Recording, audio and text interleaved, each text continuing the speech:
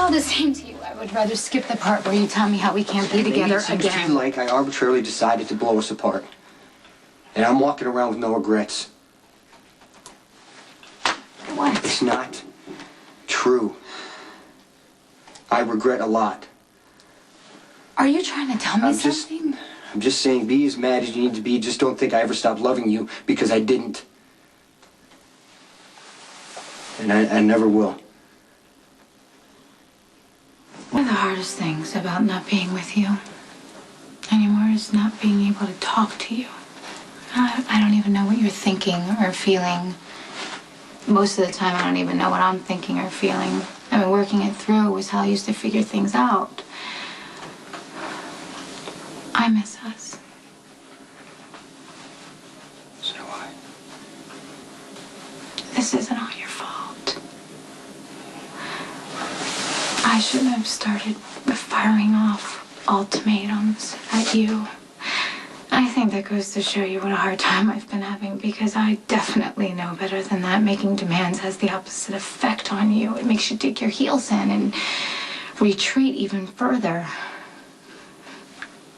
You know, I made another mistake the day Carly came into the hospital.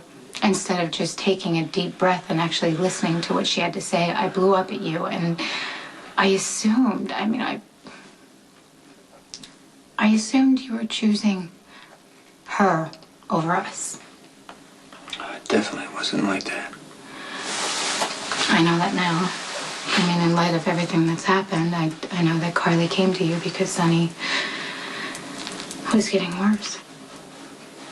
I knew something was wrong with Sonny, but I didn't feel right about stepping in. You know, Sonny breaking down was the reason I didn't want Emily with him in the first place, and then to, step in and help seemed very hypocritical.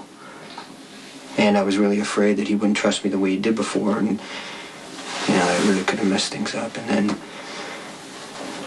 Manny grabs you. My whole focus shifted to getting you back. When Sonny was well into his breakdown, he needed help, so that's why I went to Carly. Sonny needed you when you chose to look for me. It wasn't a choice. It was necessary, like breathing. There's always a choice. Jason, you could have given this to the police. You could have thrown it in my mother's lap. Sonny is your oldest, dearest friend. He was coming apart at the seams. You needed me more. That hasn't changed,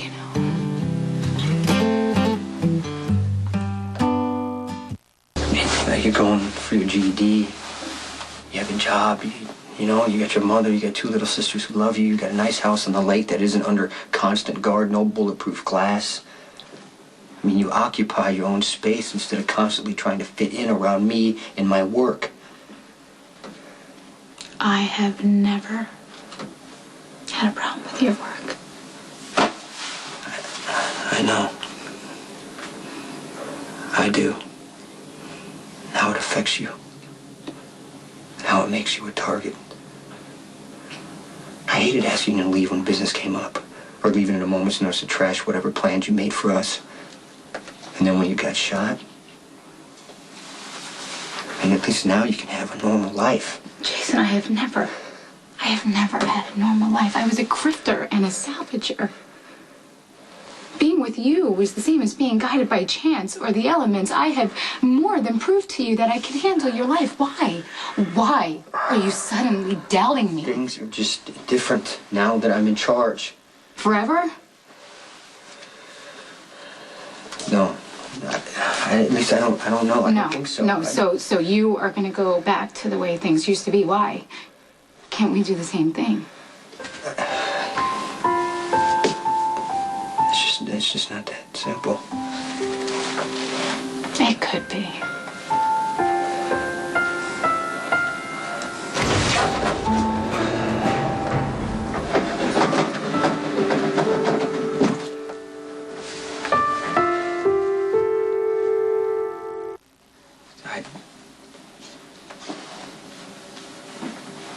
Good luck with your test.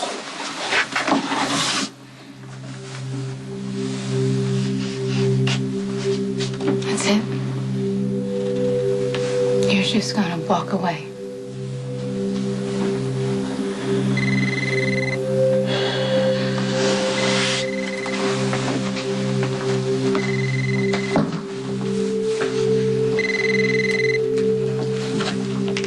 Hello? Hi, Sam, it's me. I'm at the hospital with Christina. It's nothing serious, but I can't get a hold of Alexis. She's in yet another meeting, and Christina is asking for you. Okay, I'll be right there.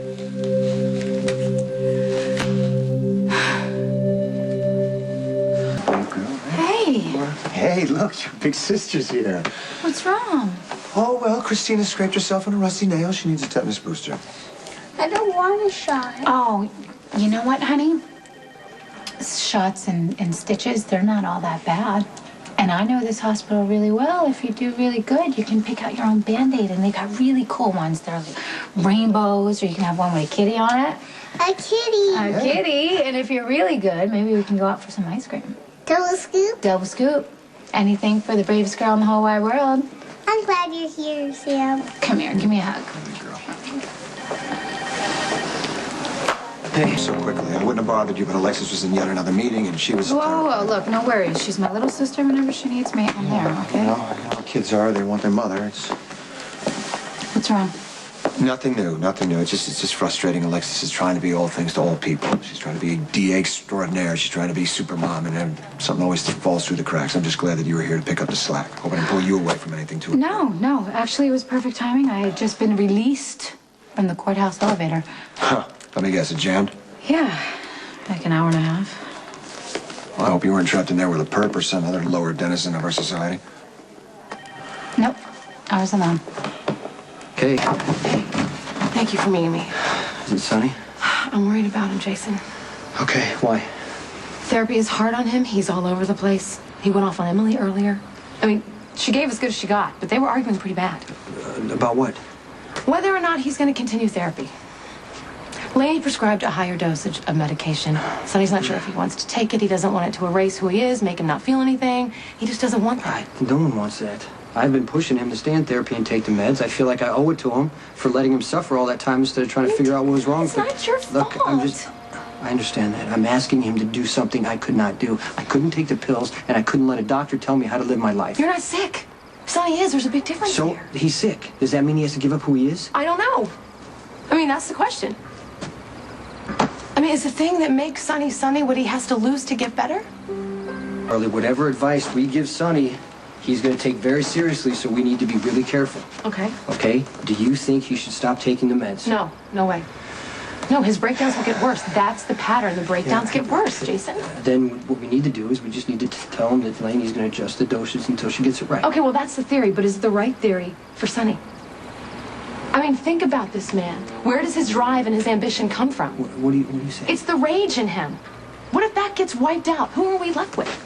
What are the consequences, Jason? I mean, you don't have any desire to run the organization. You're just carrying the load for Sonny. I can take care of it until he gets better. But that's my point. What if Sonny getting better means he can't run the organization? You don't want to run it on a permanent basis. And let's say you do. What happens to the rest of your life? I think